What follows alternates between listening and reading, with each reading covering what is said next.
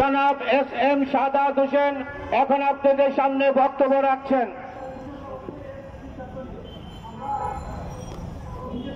জাতীয়তাবাদী সমমনা জোট কর্তৃক আয়োজিত বিশিষ্ট আইনজীবী সাইফুল ইসলাম আলিফ হত্যাকাণ্ডের প্রতিবাদে জাতীয়তাবাদী সমমনা জোট কর্তৃক আয়োজিত আজকের এই প্রতিবাদ সমাবেশে উপস্থিত রয়েছেন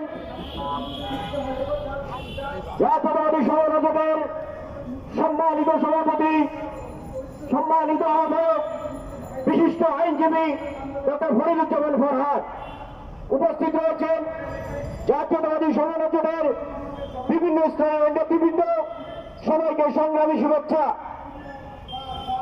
আপনারা জানেন হাসিনা বলেছিল সে সীমান্তের কাছাকাছি রয়েছে এবং সে যে কোনো সময় টুপ করে বাংলাদেশে আসতে পারবে। এই চিন্ময় বাবু শেখ হাসিনার সাথে ষড়যন্ত্র করে রংপুরের সম্মেলন ডেকেছিল এবং রংপুরের সম্মেলনের মধ্য দিয়ে তার উগ্রবাদী বক্তব্যের মধ্য দিয়ে দেশে অশান্তি সৃষ্টি পায়তারা করা হয়েছে। চট্টগ্রামে যে আলিফ হত্যাকাণ্ড হয়েছে তা চিন্ময় বাবুর নির্দেশেই হয়েছে। চিন্ময় বাবু নির্দেশে হত্যাকাণ্ড হয়েছে।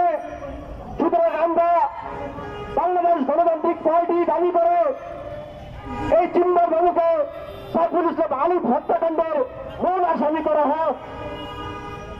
সাইফুল ইসলাম আলিফ একজন জাতীয় অ্যাডভোকেট, তিনি একজন জাতীয় বীর, দেশের শান্তি শৃঙ্খলা আইনের শাসন প্রতিষ্ঠায় তিনি বিশেষ ভূমিকা পালন করেছেন এবং জাতীয়তাবাদী সমমনা জোট আজকের এই প্রতিবাদ সমাবেশের মধ্য দিয়ে তাকে সম্মান প্রদর্শন করছে। ধন্যবাদ সবাইকে।